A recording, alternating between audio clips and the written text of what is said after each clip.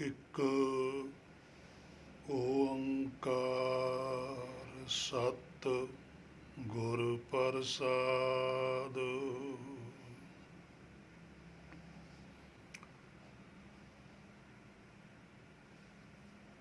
ਤੁਮਰੀ ਸਰਣ ਤੁਮਾਰੀ ਆਸ, ਤੁਮ ਹੀ ਸਜਣ ਸੋਹੇਲੇ,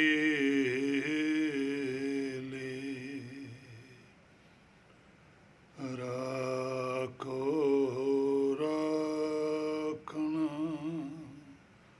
ਹਾਰ ਦਿਆਲਾ,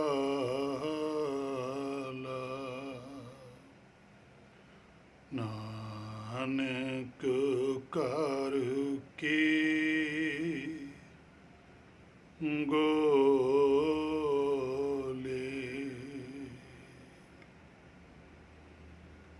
ਤੂੰ ਸਮਰੱਥ ਵੱਡਾ,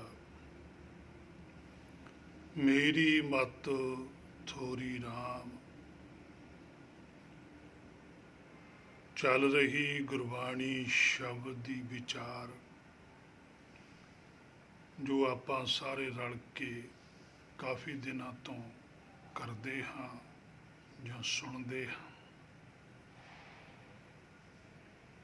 ਕਿ ਇੱਕ ਕੀ ਹੈ। ਹੁਣ ਤੱਕ ਦੀ ਜੋ ਪਿੱਛੇ ਵਿਚਾਰ ਹੋਈ ਹੈ ਉਸ ਦੇ ਵਿੱਚ ਕਾਫੀ ਕੁਝ ਇੱਕ ਵਾਰੇ ਵਿਖਿਆਨ ਕੀਤਾ ਗਿਆ। ਸੋ ਅੱਜ ਦੀ ਵਿਚਾਰ ਕਰਨ ਤੋਂ ਪਹਿਲਾਂ ਮੇਰੀ ਇੱਕ ਬੇਨਤੀ ਹੈ, ਜੋ ਵੀ ਮਾਈ ਭਾਈ ਵੀਰ ਭਰਾ ਗੁਰਬਾਣੀ ਦੀ ਵਿਆਖਿਆ ਸੁਣਦਾ ਹੈ, ਕਿ ਜਿੰਨੀ ਵੀ ਵਿਆਖਿਆ ਤੁਸੀਂ ਹੁਣ ਤੱਕ ਸੁਣੀ ਹੈ ਤਾਂ ਤੁਸੀਂ ਮੈਨੂੰ ਉਸ ਬਾਰੇ ਵੀ ਜ਼ਰੂਰ ਦੱਸੋ। ਜਿੰਨੀ ਕੁ ਸੋਝੀ ਤੁਹਾਨੂੰ ਤੁਹਾਡੇ ਗੁਰ ਨੇ ਬਖਸ਼ੀ ਹੈ ਉਸ ਮੁਤਾਬਕ ਹੀ ਸਹੀ, ਕਿ ਜੋ ਵੀ ਇਹ ਅਰਥ ਹਨ ਕਿ ਇਹ ਸਹੀ ਹਨ ਜਾਂ ਗਲਤ ਹਨ। ਇਹ ਮੇਰੇ ਵੱਲੋਂ ਬੇਨਤੀ ਹੈ ਕਿ ਮੇਰੇ ਉੱਪਰ ਕੀਤੀ ਹੋਈ ਵਿਆਖਿਆ ਦੇ ਉੱਪਰ ਤੁਸੀਂ ਖੁੱਲ੍ਹ ਕੇ ਟਿੱਪਣੀ ਕਰ ਸਕਦੇ ਹੋ, ਖੁੱਲ੍ਹ ਕੇ ਤਰਕ ਕਰ ਸਕਦੇ ਹੋ। ਮੇਰਾ ਅਸਲ ਵਿੱਚ ਇਹ ਵਿਚਾਰ ਕਰਨ ਦਾ ਭਾਵ ਹੀ ਇਹ ਸੀ ਕਿ ਕੋਈ ਤਰਕ ਕਰੇ, ਕੋਈ ਆਲੋਚਨਾ ਕਰੇ, ਫੇਰ ਹੀ ਪਤਾ ਲੱਗਦਾ ਕਿ ਅਸਲ ਵਿੱਚ ਸੱਚਾਈ ਕੀ ਹੈ। ਨਹੀਂ ਤਾਂ ਜਿਵੇਂ ਉਹ ਪਾਤਸ਼ਾਹ ਦਾ ਬਚਨ ਹੈ, ਫਿਰ ਤਾਂ ਉਸੇ ਭਰਮ ਦੇ ਵਿੱਚ ਜੀਵਨ ਲੰਘ ਜਾਵੇਗਾ ਕਿ ਸਭ ਕਹਤੇ ਹੈ ਪਾਇਆ, ਘਾਟ ਨਾ ਕਿਨੀ ਕਾਇਆ। ਸੋ ਮੈਂ ਇਸ ਤਰ੍ਹਾਂ ਦਾ ਜੀਵਨ ਨਹੀਂ ਬਤੀਤ ਕਰਨਾ ਚਾਹੁੰਦਾ। ਮੇਰੇ ਮਨ ਦੇ ਵਿੱਚ ਸੰਗਤ ਦੇ ਅੱਗੇ ਵੀ ਇਹੀ ਬੇਨਤੀ ਹੈ, ਸਾਹਿਬ ਦੇ ਅੱਗੇ ਵੀ, ਕਿ ਜਿਹੜਾ ਜੀਵਨ ਮਿਲਿਆ ਇਹ ਸਫਲ ਹੋਣਾ ਚਾਹੀਦਾ, ਭਰਮ 'ਚ ਨਹੀਂ ਲੰਘਣਾ ਚਾਹੀਦਾ। ਸੋ ਇਸੇ ਕਰਕੇ ਸਾਂਝ ਕੀਤੀ ਹੈ, ਕੋਈ ਆਪਣੀ ਵਡਿਆਈ ਵਾਸਤੇ ਨਹੀਂ ਕੀਤੀ, ਨਾ ਹੀ ਕੋਈ ਇੱਛਾ ਹੈ। ਸਿਰਫ ਇੱਛਾ ਇਹੀ ਹੈ ਕਿ ਕੋਈ ਜਨ ਹਰਸਿਉ ਦੇਵੈ ਜੋਰ, ਚਰਨ ਗਹਾਉ ਵਕੋਂ ਸੋ ਵਰਸਨਾ ਦੀਜੈ ਪ੍ਰਾਨ ਅਕੋਰ। ਕਿ ਇਹੋ ਜਿਹੇ ਗੁਰਮੁਖਾਂ ਦੇ ਨਾਲ ਸੰਗਤ ਹੋਵੇ ਜਿਨ੍ਹਾਂ ਦੇ ਹਿਰਦੇ ਦੇ ਅੰਦਰ ਇਹ ਗੁਰਬਾਣੀ ਵਸਦੀ ਹੈ,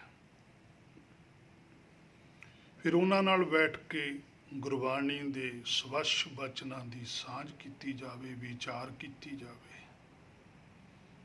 ਇਹੀ ਦਰਗਾਹ ਦੇ ਵਿੱਚ ਪ੍ਰਵਾਨਿਤ ਸੇਵਾ ਹੈ, ਗੁਰ ਕੀ ਸੇਵਾ ਸ਼ਬਦ ਵਿਚਾਰ। ਵਿਚਾਰ ਦੇ ਵਿੱਚੋਂ ਹੀ ਪ੍ਰਾਪਤੀ ਹੈ। ਸੋ ਇਹ ਮੇਰੀ ਬੇਨਤੀ ਹੈ, ਮੈਂ ਦੁਬਾਰਾ ਫਿਰ ਕਰਦਾ ਹਾਂ ਕਿ ਮੈਨੂੰ ਜ਼ਰੂਰ ਦੱਸੋ, ਚਾਹੇ ਵਾਇਸ ਮੈਸੇਜ ਰਾਹੀਂ ਦੱਸੋ, ਚਾਹੇ ਮੇਰੇ ਨਾਲ ਫੋਨ ਤੇ ਵੀ ਗੱਲ ਕਰ ਲਵੋ, ਜਾਂ ਕਮੈਂਟ ਵਿੱਚ ਕੁਛ ਲਿਖੋ, ਜ਼ਰੂਰ ਲਿਖੋ। ਜਿਹੋ ਜੀ ਵੀ ਤੁਹਾਨੂੰ ਸੋਝੀ ਤੁਹਾਡੇ ਗੁਰ ਨੇ ਬਖਸ਼ੀ ਹੈ, ਜਿਹੜੇ ਸ਼ਬਦ ਦਾ ਅਰਥ ਮੈਂ ਕਰਦਾ ਹਾਂ, ਤੁਸੀਂ ਮੈਨੂੰ ਜ਼ਰੂਰ ਦੱਸੋ ਵੀ ਇੱਥੋਂ ਇਹ ਸਹੀ ਲੱਗਦਾ ਜਾਂ ਇੱਥੋਂ ਸਾਨੂੰ ਸਹੀ ਨਹੀਂ ਲੱਗਦਾ। ਕਿ ਇੱਕ ਵਾਰੇ ਅਸੀਂ ਹੁਣ ਤੱਕ ਆ ਸੁਣਿਆ ਵੀ ਤੂੰ ਗੁਰਬਾਣੀ ਚੋਂ ਇਹ ਦੱਸਦਾ ਵੀ ਇਹ ਗੱਲ ਕੀ ਹੈ। ਜਿਵੇਂ ਬੇਅੰਤ ਸ਼ਬਦ ਨੇ ਗੁਰਬਾਣੀ ਤੋਂ ਬਾਹਰ ਜਿਹੜੇ ਸਾਡੇ ਸਿੱਖ ਮਤ ਦੇ ਅੰਦਰ ਪ੍ਰਚਲਿਤ ਨੇ, ਆਪਾਂ ਕੋਈ ਕੰਟਰੋਵਰਸੀ ਨਹੀਂ ਕਰਨਾ ਚਾਹੁੰਦੇ, ਕੋਈ ਵਾਦ ਵਿਵਾਦ 'ਚ ਨਹੀਂ ਪੈਣਾ ਚਾਹੁੰਦੇ, ਆਪਾਂ ਸੰਵਾਦ ਕਰਨਾ ਚਾਹੁੰਦੇ ਹਾਂ। ਮੇਰੇ ਮਨ ਦੇ ਅੰਦਰ ਵੈਸੇ ਤਾਂ ਗੁਰਬਾਣੀ ਸਰਵ ਸ੍ਰੇਸ਼ਟ ਹੈ। ਕੁਛ ਬਚਨ ਗੁਰਬਾਣੀ ਦੇ ਐਸੇ ਨੇ ਜਿਨ੍ਹਾਂ ਨੇ ਮੇਰਾ ਜੀਵਨ ਬਦਲਿਆ, ਉਹ ਵੀ ਮੈਂ ਅੱਜ ਸਾਂਝੇ ਕਰ ਦਿੰਦਾ। ਜਿਵੇਂ ਗੁਰਬਾਣੀ ਦਾ ਇੱਕ ਬਚਨ ਹੈ, ਮਨ ਮੇਰੇ ਭੁੱਲੇ ਕਪਟ ਨਾ ਕੀਜੈ, ਅੰਤ ਨਵੇਰਾ ਤੇਰੇ ਜੀ ਪੈ ਲੀਜੈ। ਕਿ ਹੇ ਮੇਰੇ ਮਨਾ ਕਿਉਂ ਕਪਟ ਕਰਦਾ ਹੈ, ਕਾਹਦੇ ਵਾਸਤੇ ਕਰਦਾ ਹੈ। ਤੇ ਗੁਰਬਾਣੀ ਤਾਂ ਇਹ ਕਹਿ ਰਹੀ ਹੈ ਕਿ ਇਹ ਕੰਮ ਨਾ ਕਰ, ਫਿਰ ਅੰਤ ਨਵੇਰਾ ਤੇਰੇ ਜੀ ਪੈ ਲੀਜੈ। ਵੀ ਅੰਤ ਨੂੰ ਨਵੇਰਾ ਤਾਂ ਤੇਰੇ ਜੀ ਦਾ ਹੋਣਾ। ਫਿਰ ਜਦ ਤੂੰ ਹੀ ਉੱਥੇ ਪੇਸ਼ ਹੋਣਾ ਹੈ, ਇਕੱਲੇ ਨੇ ਪੇਸ਼ ਹੋਣਾ, ਕਿਸੇ ਨੇ ਨਾਲ ਨਹੀਂ ਖੜਨਾ।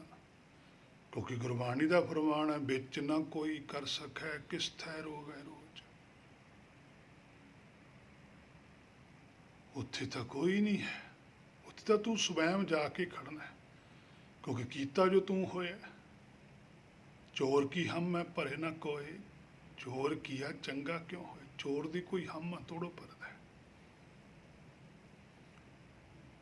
ਸੋ ਇਹਨਾਂ ਬਚਨਾਂ ਨੂੰ ਜਦੋਂ ਮੈਂ ਗੁਰਬਾਣੀ ਤੋਂ ਸੁਣਿਆ, ਗੁਰਬਾਣੀ ਤੋਂ ਪੁੱਛਿਆ, ਗੁਰਬਾਣੀ ਤੋਂ ਵਿਚਾਰਿਆ, ਤਾਂ ਮੇਰਾ ਜੀਵਨ ਹਿੱਲ ਕੇ ਰਹਿ ਗਿਆ।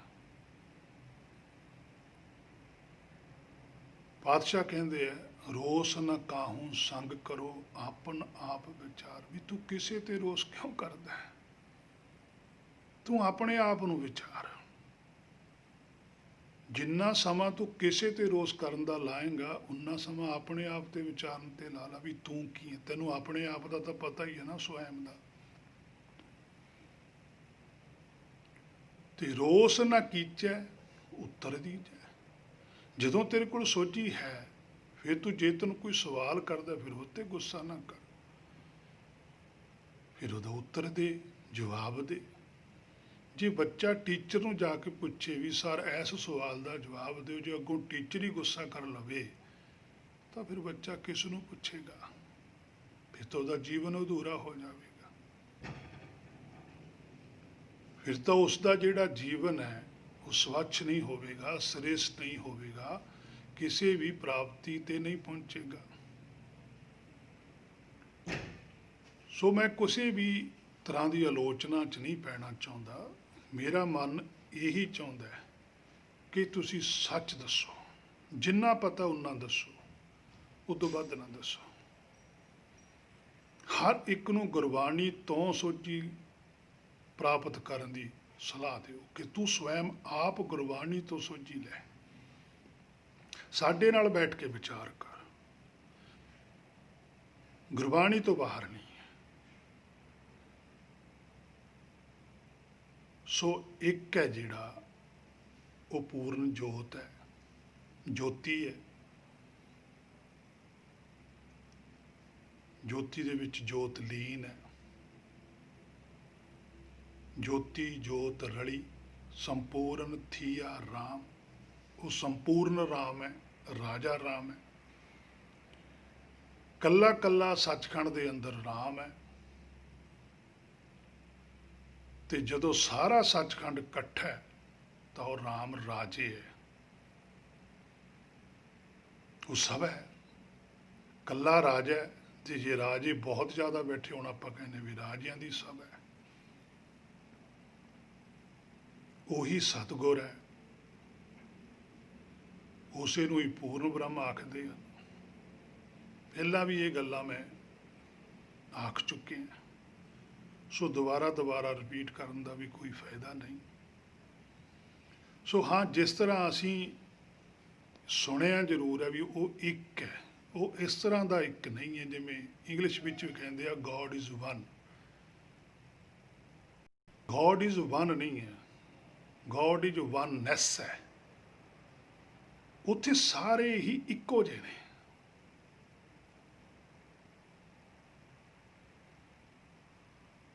ਉਹਨਾਂ ਦਾ ਜਿਹੜਾ ਹੁਕਮ ਹੈ, ਉਹਨਾਂ ਦੀ ਜਿਹੜੀ ਸਾਰਿਆਂ ਦੀ ਸਵੈ ਇੱਛਾ ਹੈ, ਹੁਕਮ ਕਹਿ ਲਓ, ਇੱਛਾ ਕਹਿ ਲਓ, ਦੇਹੀ ਕਹਿ ਦਿਓ, ਸੱਚੇ ਦੀ ਸ਼ਬਦ ਕਹਿ ਦਿਓ, ਕੋਈ ਫਰਕ ਨਹੀਂ, ਇੱਕੋ ਹੀ ਭਾਵ ਹੈ। ਸੋ ਇਸ ਮਿਰਤ ਲੋਕ ਦੇ ਅੰਦਰ ਚੱਲਦਾ ਹੈ। ਇਹ ਜਿਹੜਾ ਮਿਰਤ ਲੋਕ ਵੀ ਹੈ, ਜਿਹੜੀ ਸ੍ਰਿਸ਼ਟੀ ਵੀ ਹੈ, ਉਸ ਸੱਚਖੰਡ ਦੇ ਅੰਦਰ ਹੀ ਹੈ, ਉਸ ਤੋਂ ਬਾਹਰ ਨਹੀਂ ਹੈ। ਭਵ ਸਾਗਰ ਸੁਖ ਸਾਗਰ ਮਾਹੀ ਉਹਦੇ ਵਿੱਚ ਹੀ ਹੈ। ਜਿਵੇਂ ਸਾਡੇ ਇਸ ਸ਼ਹਿਰ ਦੇ ਅੰਦਰ ਹੌਸਪੀਟਲ ਵੀ ਹੁੰਦਾ ਹੈ ਤੇ ਜੇਲ੍ਹ ਵੀ ਹੁੰਦੀ ਹੈ, ਸਕੂਲ ਵੀ ਨੇ, ਉਹ ਹੈ ਤਾਂ ਸਾਡੇ ਸ਼ਹਿਰ ਦੇ ਅੰਦਰ ਹੀ। ਸਕੂਲ ਦੇ ਵਿੱਚ ਕੋਈ ਹੋਰ ਚੀਜ਼ ਸਿੱਖਿਆ ਦਿੱਤੀ ਜਾਂਦੀ ਹੈ, ਜੇਲ੍ਹ 'ਚ ਕੁਛ ਹੋਰ ਹੁੰਦਾ ਹੈ, ਹੌਸਪੀਟਲ 'ਚ ਕੁਛ ਹੋਰ ਹੁੰਦਾ ਹੈ। ਹੁੰਦੇ ਉੱਥੇ ਵੀ ਵਿਅਕਤੀ ਹੋਈ ਨੇ। ਇਸੇ ਤਰ੍ਹਾਂ ਹੀ ਜੋਤਾਂ ਇੱਥੇ ਵੀ ਨੇ। ਭਵ ਸਾਗਰ ਦੇ ਅੰਦਰ ਵੀ ਜੋਤ ਹੀ ਹੈ, ਸੱਚਖੰਡ ਦੇ ਅੰਦਰ ਵੀ ਜੋਤ ਹੀ ਹੈ। ਸਿਰਫ ਫਰਕ ਇੰਨਾ ਹੀ ਹੈ ਕਿ ਜਿਹੜੀਆਂ ਜੋਤਾਂ ਨੇ ਆਪਣਾ ਧਿਆਨ ਮਾਇਆ 'ਚ ਲਿਆਂਦਾ, ਭਾਵ ਕਿ ਸੱਚਖੰਡ ਤੋਂ ਉਲਟ ਸੋਚ ਸੋਚੀ, ਉਹਨਾਂ ਨੂੰ ਭਵ ਸਾਗਰ ਵਿੱਚ ਭੇਜਿਆ ਗਿਆ। ਭਾਵ ਕਿ ਜੋ ਇਸ ਧਰਤੀ ਦੇ ਉੱਪਰ ਸਰੀਰ ਕਰਕੇ ਕ੍ਰਾਈਮ ਕਰਦਾ, ਉਹਨੂੰ ਜੇਲ੍ਹ 'ਚ ਭੇਜਿਆ ਜਾਂਦਾ। ਜੋ ਸਰੀਰ ਕਰਕੇ ਚੰਗਾ ਗਿਆਨ ਲੈਣਾ ਚਾਹੁੰਦਾ, ਉਹਨੂੰ ਸਕੂਲ 'ਚ ਭੇਜ ਦਿੱਤਾ ਜਾਂਦਾ। ਜੋ ਸਰੀਰ ਕਰਕੇ ਬਿਮਾਰ ਹੋ ਜਾਂਦਾ, ਉਹਨੂੰ ਹੌਸਪੀਟਲ 'ਚ ਭੇਜਿਆ ਜਾਂਦਾ ਹੈ।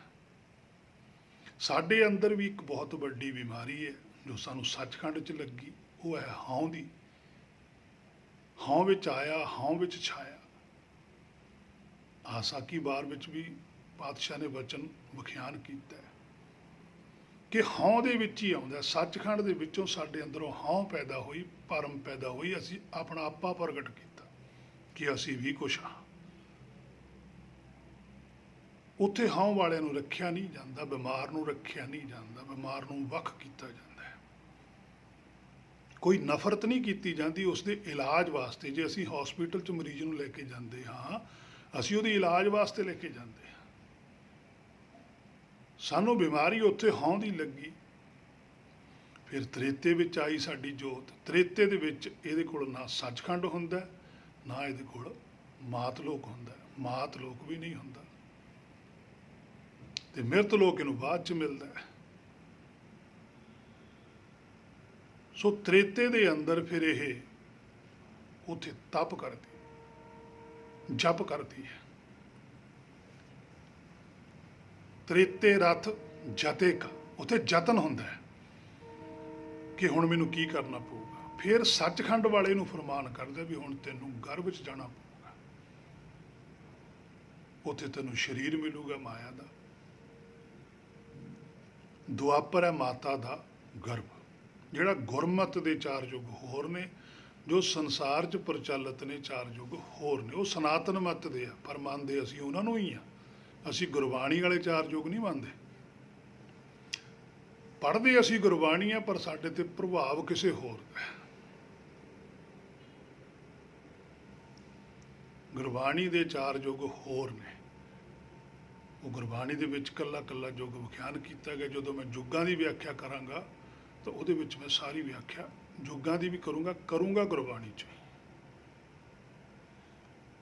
ਸੋ ਮਾਤਾ ਦੇ ਗਰਭ ਨੂੰ ਮਾਤ ਲੋਕ ਆਖਦੇ ਆ, ਪਰ ਸਾਡੇ ਜਿਹੜੇ ਟੀਕਾਕਾਰਾਂ ਨੇ ਉਹਨੇ ਇਸ ਧਰਤੀ ਨੂੰ ਮਾਤ ਲੋਕ ਆਖਦੇ। ਆਹ ਧਰਤੀ ਮਾਤ ਲੋਕ ਨਹੀਂ ਹੈ, ਮਿਰਤ ਲੋਕ ਹੈ। ਗੁਰਬਾਣੀ 'ਚ ਬਚਨ ਹੈ ਮਿਰਤ ਮੰਡਲ ਜਗ ਸਾਜਿਆ। ਇਹ ਮਿਰਤ ਮੰਡਲ ਹੈ। ਇੱਥੇ ਤਾਂ ਆ ਕੇ ਮਨ ਨੇ ਮਰਨ ਹੈ। ਅਸੀਂ ਸਰੀਰ ਨੂੰ ਮਰਨਾ ਮੰਨਦੇ ਹਾਂ, ਗੁਰਬਾਣੀ ਨਹੀਂ ਮੰਨਦੇ। ਸਾਡੇ ਜ਼ਰੂਰ ਮੰਨਦੇ ਆ ਵੀ ਸਰੀਰ ਮਰ ਗਿਆ ਤੇ ਬਸ ਬੰਦਾ ਵੀ ਮਰ ਗਿਆ। ਮਰਦਾ ਮਨ ਹੈ। ਮਨ ਦਾ ਕੀ ਮਰਦਾ? ਮਨ ਦੀ ਇੱਛਾ ਮਰਦੀ ਹੈ, ਮਨ ਦੀ ਸੋਚ ਖਤਮ ਹੁੰਦੀ ਹੈ। ਕਿਉਂਕਿ ਮਨ ਵੀ ਮਰਨ ਵਾਲਾ ਨਹੀਂ। ਨਾ ਮਨ ਮਰੈ ਨਾ ਮਰਨੇ ਜੋਗ। ਮਨ ਜੋਤ ਹੀ ਹੈ, ਜੋਤ ਖਤਮ ਥੋੜ੍ਹਾ ਹੁੰਦੀ ਹੈ। ਜੋਤ ਪ੍ਰਭਾਵ ਕਿਹਦਾ ਕਬੂਲ ਕਰਦੀ ਹੈ? ਬਸ ਗੱਲ ਇਹ ਹੈ। ਜੇ ਤਾਂ ਜੋਤ ਭਰਮ ਦੇ ਵਿੱਚ ਹੈ ਤਾਂ ਗਿਆਨਤ ਹੈ, ਤੇ ਜੇ ਜੋਤ ਰੌਸ਼ਨੀ 'ਚ ਹੈ ਤਾਂ ਫਿਰ ਸੋਝੀ ਹੈ, ਸੁਗਿਆਨ ਹੈ। ਨਹੀਂ, ਜੀਵਨ ਦੇ ਵਿੱਚ ਕੁਝ ਵੀ ਨਹੀਂ ਹੈ। ਸੋ ਜਿਹੜੀਆਂ ਜੋਤਾਂ ਨੇ ਉਸ ਸੱਚਖੰਡ ਦੇ ਅੰਦਰ ਆਪਣੀ ਇੱਛਾ ਪੈਦਾ ਕੀਤੀ, ਕਿਉਂਕਿ ਹਰ ਇੱਕ ਦੀ ਜਿਹੜੀ ਜੋਤੀ ਹੈ ਉਹ ਇੰਡੀਪੈਂਡੈਂਟ ਹੈ, ਡਿਪੈਂਡੈਂਟ ਨਹੀਂ ਹੈ। ਜਿਵੇਂ ਅੱਜ ਸਾਡੇ ਕੋਲ ਗੁਰਬਾਣੀ ਵੀ ਹੈ, ਅਸੀਂ ਗੁਰਬਾਣੀ ਨੂੰ ਆਪਣੇ ਹਿਸਾਬ ਨਾਲ ਪੜ੍ਹਦੇ ਹਾਂ, ਆਪਣੇ ਹਿਸਾਬ ਨਾਲ ਮੰਨਦੇ ਹਾਂ, ਅਸੀਂ ਆਪਣੇ ਹਿਸਾਬ ਨਾਲ ਸਾਰਾ ਕੁਝ ਗੁਰਬਾਣੀ ਲਈ ਕਰਦੇ ਹਾਂ, ਪਰ ਕਦੇ ਗੁਰਬਾਣੀ ਦੇ ਹਿਸਾਬ ਨਾਲ ਤਾਂ ਅਸੀਂ ਕੁਝ ਨਹੀਂ ਕਰਦੇ। ਇਹ ਤਾਂ ਸਾਡੀ ਆਪਣੀ ਭਾਵਨਾ ਵੀ ਅਸੀਂ ਚਾਹੁੰਦੇ ਹਾਂ ਵੀ ਗੁਰਬਾਣੀ ਇਸ ਤਰ੍ਹਾਂ ਹੈ, ਪਰ ਗੁਰਬਾਣੀ ਦੀ ਕੀ ਭਾਵਨਾ ਹੈ ਉਹਦੇ ਬਾਰੇ ਨਹੀਂ ਅਸੀਂ ਕਦੇ ਵਿਚਾਰ ਕਰਦੇ। ਜਦ ਕਿ ਗੁਰਬਾਣੀ ਕਹਿੰਦੀ ਹੈ ਗੁਰ ਕਹਿਆ ਸਾ ਕਾਰ ਕਮਾਵੋ, ਵੀ ਭਾਈ ਜਿਹੜੀ ਗੱਲ ਤੁਹਾਨੂੰ ਮੈਂ ਕਹਿੰਦੀ ਹਾਂ ਉਹ ਕਰੋ। ਗੁਰ ਕੀ ਕਰਨੀ ਕਾਹੇ ਤਾਵੋ, ਤੁਸੀਂ ਆਪਣੀ ਸਿਆਣਪ ਕਿਉਂ ਵਿੱਚ ਲੈ ਕੇ ਆਉਂਦੇ ਹੋ? ਅਸੀਂ ਆਪਣੀ ਸਿਆਣਪ ਅੱਗੇ ਰੱਖਦੇ ਹਾਂ। ਗੁਰਬਾਣੀ ਕਹਿੰਦੀ ਹੈ ਗੁਰ ਕੀ ਮਾਤੂ ਲੇਹ ਆਨੇ, ਕਹਿੰਦੀ ਤੂੰ ਸਾਡੀ ਗੱਲ ਤਾਂ ਮੰਨਦਾ ਨਹੀਂ, ਤੂੰ ਤਾਂ ਆਪਣੀਆਂ ਲਿਆ ਕੇ ਗੱਲਾਂ ਮੈਨੂੰ ਦੱਸਦਾ ਵੀ ਤੁਸੀਂ ਐਂ ਕਰੋ। ਉਹ ਕਹਿੰਦੇ ਵੀ ਮਾਲਕ ਮੈਂ ਆ ਕਿ ਤੂੰ ਹੈ?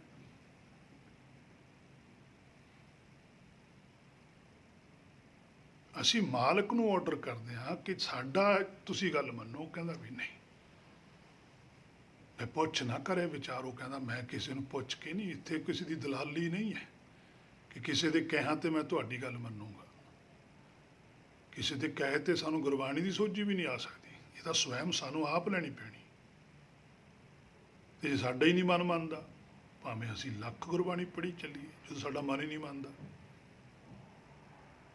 ਤਾਂ ਹੀ ਪਾਤਸ਼ਾਹ ਨੇ ਕਿਹਾ ਪੜ੍ਹਿਆ ਨਾਹੀਂ ਭੇਦ ਬੁੱਝਿਆ ਪਾਵੜ। ਪੜ੍ਹ ਕੇ ਨਹੀਂ ਪਤਾ ਲੱਗਦਾ ਹੈ, ਇਹ 'ਚੋਂ ਬੁਝਾਰਤ ਬੁੱਝਣ ਵਾਲੀ ਹੈ, ਬੁੱਝੇ ਤੋਂ ਪਤਾ ਲੱਗਦਾ ਵੀ ਭੇਦ ਕੀ ਹੈ। ਔਰ ਜਿਸ ਨੂੰ ਭੇਦ ਆ ਗਿਆ ਉਹ ਇੱਕ ਤੋਂ ਅੱਗੇ ਜਾ ਨਹੀਂ ਸਕਦਾ। ਜਿਹਨੂੰ ਇੱਕ ਦੀ ਸੋਝੀ ਆ ਗਈ ਉਹਨੂੰ ਸਾਰੀ ਗੁਰਬਾਣੀ ਦੀ ਸੋਝੀ ਹੈ ਵੀ ਸਾਰੀ ਗੁਰਬਾਣੀ 'ਚ ਕੀ ਲਿਖਿਆ ਹੋਇਆ।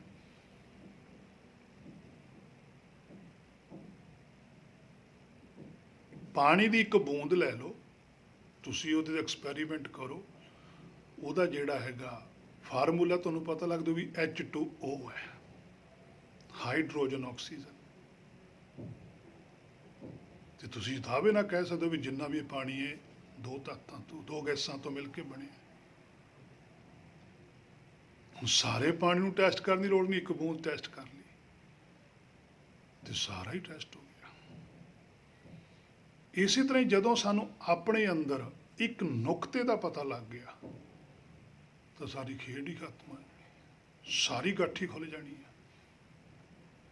ਕੁੰਡਲਨੀ ਸੁਰਜੀ ਸਤਸੰਗ, ਸਾਡੇ ਅੰਦਰ ਜਿਹੜੀ ਕੁੰਡਲਨੀ ਹੈ ਭਰਮ ਦੀ ਗੱਠ ਵੱਜੀ ਹੋਈ ਹੈ, ਉਹ ਜਦੋਂ ਅਸੀਂ ਸੱਤ ਦੀ ਸੰਗਤ ਕਰਾਂਗੇ, ਸੱਤ ਹੈ ਸਾਡਾ ਆਪਣਾ ਸਵੈਮ ਮੂਲ, ਤੇ ਜਾਂ ਅੱਜ ਸਾਡੇ ਕੋਲ ਬਾਹਰੀ ਤੌਰ ਤੇ ਗੁਰਬਾਣੀ ਹੈ, ਜਾਂ ਗੁਰਬਾਣੀ ਦੀ ਕਰਾਮਾਤ ਕਿਸੇ ਦੇ ਹਿਰਦੇ 'ਚ ਵਰਤਦੀ ਹੋਵੇ, ਜਿਵੇਂ ਪਾਤਸ਼ਾਹੀਆਂ ਦੇ ਭਗਤ ਸਾਹਿਬਾਨਾਂ ਦੇ ਅੰਦਰ ਵਰਤਦੀ ਸੀ, ਜਾਂ ਕੋਈ ਐਸਾ ਹਰਕਾ ਸੰਤ ਇਸ ਧਰਤੀ ਤੇ ਹੋਵੇ। ਹਰਕਾ ਸੰਤ ਕੱਲਾ ਸੰਤ ਨਹੀਂ ਹੈ, ਕੱਲੇ ਸੰਤ ਨੂੰ ਪ੍ਰਵਾਨਤਾ ਨਹੀਂ ਦਰਗਾਹ ਦੇ ਵਿੱਚ, ਹਰਕੇ ਸੰਤ ਨੂੰ ਪ੍ਰਵਾਨਤਾ ਹੈ, ਕਿਉਂ ਕਿਸੇ ਦਾ ਸੰਤ ਹੈ। ਉਹ ਹਰਕੇ ਸੰਤ ਨਾ ਆਖੀਏ, ਉਹ ਕਹਿੰਦੇ ਸੰਤ ਜ਼ਰੂਰ ਨੇ ਪਾਤਸ਼ਾਹ ਕਹਿੰਦੇ ਵੀ, ਪਰ ਇਹ ਹਰਕੇ ਸੰਤ ਨਹੀਂ, ਇਹ ਆਪੂ ਬਣੇ ਹੋਏ ਸੰਤ ਨੇ। ਹਰ ਸੰਤ ਦੀ ਸਾਰਾਂ ਦੇ ਵਿੱਚ ਜਾਂਦੀ ਸਾਰੀ ਕਰਾਮਾਤ ਵਰਤ ਜਾਂਦੀ ਹੈ। ਸੰਤ ਸਰਨ ਮਿਟੈ ਅਗ ਕੋਟ, ਐਡੀ ਕਰਾਮਾਤ ਹੈ। ਸੰਤ ਦੀ ਸਰਨ ਵਿੱਚ ਜਾਣ ਸਾਰ ਹੀ ਜਿਹੜਾ ਅੱਗ ਹੈ ਅੰਦਰ, ਤ੍ਰਿਸ਼ਨਾ ਦੀ ਅੱਗ ਮੱਚਦੀ ਹੈ, ਜਿਹਨੇ ਕਿਲੇ ਵਾਂਗੂ ਘੇਰਾ ਕੀਤਾ ਹੋਇਆ ਸਾਡੇ ਅੰਦਰ, ਸਾਰਾ ਹਿਰਦਾ ਸਾਡਾ ਉਹਦੇ ਨਾਲ ਮੱਚਦਾ ਹੈ। ਸੰਤ ਦੀ ਸਰਨ ਵਿੱਚ ਜਾਣ ਸਾਰੀ ਠੰਡੀ ਹੋ ਜਾਂਦੀ ਹੈ। ਇਹ ਹੈ ਹਰਕਾ ਸੰਤ। ਸੰਤ ਸਰਨ ਜੋ ਜਨ ਪਰੈ ਸੋ ਜਨ ਉਦਰ ਨਹਾਰ, ਸੰਤ ਦੀ ਸਰਨ ਵਿੱਚ ਜਾਣ ਦੀ ਦੇਰੀ ਹੈ, ਉਸੇ ਵੇਲੇ ਉਧਾਰ ਹੋ ਜਾਂਦਾ ਹੈ। ਹੇ ਮੇਰੇ ਮਨਾ ਹੁਣ ਤੂੰ ਆਪਣੇ ਅੰਦਰ ਝਾਤੀ ਮਾਰ, ਤੂੰ ਕਿੱਥੇ ਖੜਾ ਹੈ। ਇਹ ਤੈਨੂੰ ਬਚਣਾ ਪਊਗਾ ਕਿ ਉਧਾਰ ਹੋਇਆ ਕਿ ਨਹੀਂ ਹੋਇਆ। ਗੁਰਬਾਣੀ ਤੋਂ ਉੱਪਰ ਕੁਛ ਨਹੀਂ ਹੈ, ਸਭ ਸੇ ਉੱਪਰ ਗੁਰ ਸ਼ਬਦ ਵਿਚਾਰ ਹੈ ਜੋ ਦਰਗਾਹ ਚੋਂ ਆਈ ਹੈ। ਅੱਗੇ ਇਹ ਨਹੀਂ ਸਵਾਲ ਜਵਾਬ ਹੋਣੇ ਹੈ, ਇੱਥੇ ਨਹੀਂ ਹੈ। ਅੱਗੇ ਅੱਗੇ ਉਹ ਵੀ ਟੱਕਰਨਗੇ ਜਿਨ੍ਹਾਂ ਨੇ 36 ਜਾਣੇ ਨੇ ਗੁਰਬਾਣੀ ਲਿਖੀ ਹੈ ਇੱਥੇ, ਉਹ ਵੀ ਬੈਠਣਗੇ। ਉਹਨੇ ਤਾਂ ਸਾਨੂੰ ਪੁੱਛਣਾ ਹੈ ਵੀ ਤੂੰ ਕੀ ਕਰਕੇ ਆਇਆ, ਲਿਆਓ ਜੀ ਪੱਤਰੀ ਲਿਆਓ, ਮਨ ਕੀ ਪੱਤਰੀ ਬਾਚਣੀ ਸੁੱਖੀ ਹੂੰ ਸੁਖਸਾਰ। ਜਦੋਂ ਪੱਤਰੀ ਉਹਨੇ ਸਾਹਮਣੇ ਰੱਖਣੀ, ਉਹ ਕਹਿਣਾ ਵੀ ਇਹ 'ਚ ਤਾਂ ਸਾਡੇ ਵਾਲਾ ਤਾਂ ਕੁਛ ਵੀ ਨਹੀਂ ਲਿਖਿਆ ਹੋਇਆ, ਤੂੰ ਕੀ ਲਿਖ ਕੇ ਲਿਆਇਆ।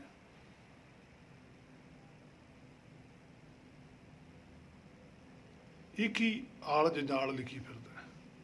ਇਹੀ ਸੁਣਿਆ ਸੀ ਜੀ ਮੈਂ ਤਾਂ ਉੱਥੇ। ਉਹ ਕਹਿੰਦੇ ਵੀ ਜਿਨ੍ਹਾਂ ਤੋਂ ਸੁਣਿਆ ਸੀ ਫਿਰ ਤੁਸੀਂ ਉੱਥੇ ਜਾਓ, ਇੱਥੇ ਨਹੀਂ ਹੈ। ਇੱਥੇ ਤਾਂ ਸਿਰਫ ਉਹਨਾਂ ਨੂੰ ਗੱਲ ਹੈ ਜਿਨ੍ਹਾਂ ਨੇ ਸਾਤੋਂ ਕੁਝ ਸੁਣਿਆ। ਨਹੀਂ ਜੀ, ਸੁਣਿਆ ਤਾਂ ਅਸੀਂ ਤੁਹਾਡੇ ਬਾਰੇ ਹੀ ਸੀਗਾ। ਉਹ ਕਹਿੰਦੇ ਵੀ ਸਾਡੇ ਬਾਰੇ ਤਾਂ ਆਹ ਹੈ, ਅਸੀਂ ਤਾਂ ਆਹ ਦੱਸ ਕੇ ਆਏ ਹਾਂ, ਗੁਰਬਾਣੀ ਤੇਰੇ ਸਾਹਮਣੇ ਪਈ ਹੈ। ਉੱਥੇ ਸੱਚੋ ਹੀ ਸੱਚ ਨਿਬੜਿਆ, ਚੁਣ ਵੱਖ ਕੱਢੇ ਦੇ ਜਮਾਲੇ। ਉਹਨਾਂ ਨੇ ਸਾਡੀ ਖੋਟ ਕੱਢ ਕੇ ਸਾਡੇ ਮੂਹਰੇ ਰੱਖ ਦੇਣੀ ਵੀ ਆਹ ਤੁਹਾਡੀ ਖੋਟ ਹੋਈ ਹੈ, ਤੁਹਾਡੀ ਹੋਈ ਹੈ, ਕਿਹੜਾ ਕਿਸੇ ਦੀ ਹੈ। ਇਸੇ ਕਰਕੇ ਮੇਰਾ ਮਨ ਡਰ ਗਿਆ ਵੀ ਸੱਚੇ ਪਾਤਸ਼ਾਹ, ਜੇ ਮੇਰੀ ਜੀਵਾਤਮਾ ਜੀਵ ਨੇ ਉੱਥੇ ਜਾ ਕੇ ਖੜਨਾ ਹੈ, ਫਿਰ ਮੇਰੇ ਕੋਲ ਤਾਂ ਇਹੋ ਜਿਹਾ ਕੁਛ ਹੈ ਹੀ ਨਹੀਂਗਾ ਜਿਹੜਾ ਗੁਰਬਾਣੀ 'ਚ ਲਿਖਿਆ ਹੋਇਆ। ਨਾ ਮੈਂ ਇਹ ਰਾਹ ਪਿਆ, ਫਿਰ ਮੇਰਾ ਤਾਂ ਜੀਵਨ ਗਿਆ।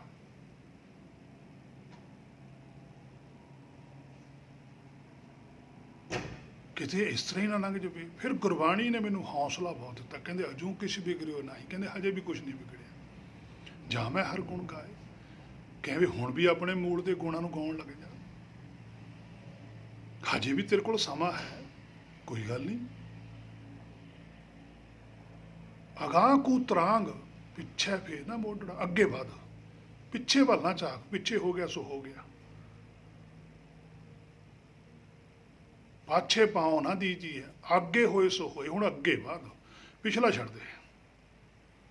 ਤੈਨੂੰ ਪਤਾ ਲੱਗ ਗਿਆ, ਪਿਛਲੇ ਔਗਣ ਬਖਸ਼ ਲੈ, ਪ੍ਰਭ ਅੱਗੇ ਮਾਰਗ ਪਾਵੇ। ਹੁਣ ਤਾਂ ਤੈਨੂੰ ਪ੍ਰਭ ਨੇ ਅੱਗੇ ਦੀ ਸੋਝੀ ਕਰਾਈ ਆ, ਤੂੰ ਹੁਣ ਅੱਗੇ ਤਾਂ ਵਧ ਨਾ, ਹੁਣ ਨਾ ਪਿੱਛੇ ਹਟੀ।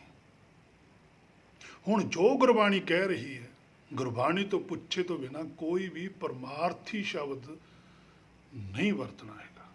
ਸਿਰਫ ਜੋ ਗੁਰਬਾਣੀ ਆਰਡਰ ਦਿੰਦੀ ਹੈ, ਜਦੋਂ ਪਰਮਾਰਥੀ ਵਿਚਾਰ ਕਰਨੀ ਹੈ, ਉਹੀ ਸ਼ਬਦ ਵਰਤਣਾ ਜਿਹੜਾ ਗੁਰਬਾਣੀ 'ਚ ਦਰਜ ਹੈ, ਗੁਰਬਾਣੀ ਤੋਂ ਬਾਹਰ ਨਹੀਂ ਹੈ। ਉਹਦੇ ਲਈ ਪਾਤਸ਼ਾਹ ਨੇ ਆਖਿਆ ਸੀ, ਮਿਥਿਆ ਨਾਹੀ ਰਸਨਾ ਪਾਸ, ਕਿ ਤੇਰੀ ਬੁੱਧੀ ਨੂੰ ਕੋਈ ਐਸੀ ਚੀਜ਼ ਸਪਰਸ਼ ਨਾ ਕਰ ਜਾਵੇ ਜਿਹੜੀ ਝੂਠੀ ਹੋਵੇ। ਮਨ ਮੈਂ ਪ੍ਰੀਤ ਨਰੰਜਨ ਦਰਸ, ਫੇਰ ਤੇਰੇ ਮਨ ਦੇ ਅੰਦਰ ਬੈਠਾ ਹੋ। ਨਿਰੰਜਨ ਹੈ ਜਿਹੜਾ ਮਾਇਆ ਤੋਂ ਰਹਿਤ, ਉਹ ਹੈ ਸ਼ਬਦ ਗੁਰੂ। ਦਰਸ਼ਨ ਹੁੰਦਾ, ਉਹਦੀ ਸੋਝੀ ਆ ਜਾਣੀ, ਫਿਰ ਤੈਨੂੰ ਉਹਦੀ ਸੋਝੀ ਆ ਜਾਣੀ। ਆਤਮ ਚੀਨ ਪਰ ਆਤਮ ਸੋਈ, ਫਿਰ ਤਾਂ ਸਾਰਾ ਭੇਦ ਹੀ ਖੁੱਲ ਜਾਣਾ। ਜਿਵੇਂ ਪਾਣੀ ਦੀ ਬੂੰਦ ਦੇ ਫਾਰਮੂਲੇ ਤੋਂ ਸਾਰੇ ਸਮੁੰਦਰ ਦਾ ਪਤਾ ਲੱਗ ਗਿਆ, ਇਸੇ ਤਰ੍ਹਾਂ ਇੱਕੋ ਹੀ ਨੁਕਤਾ ਤੈਨੂੰ। ਬਸ ਤੂੰ ਆਪਣੇ ਮਨ ਨੂੰ ਵਿਚਾਰ ਲੈ, ਥੋੜ੍ਹਾ ਜਿਹਾ ਮਨ 'ਚ ਧਿਆਨ ਰੱਖ, ਬਾਕੀ ਤੈਨੂੰ ਸਾਰਾ ਹੀ ਪਤਾ ਲੱਗ ਜਾਣਾ।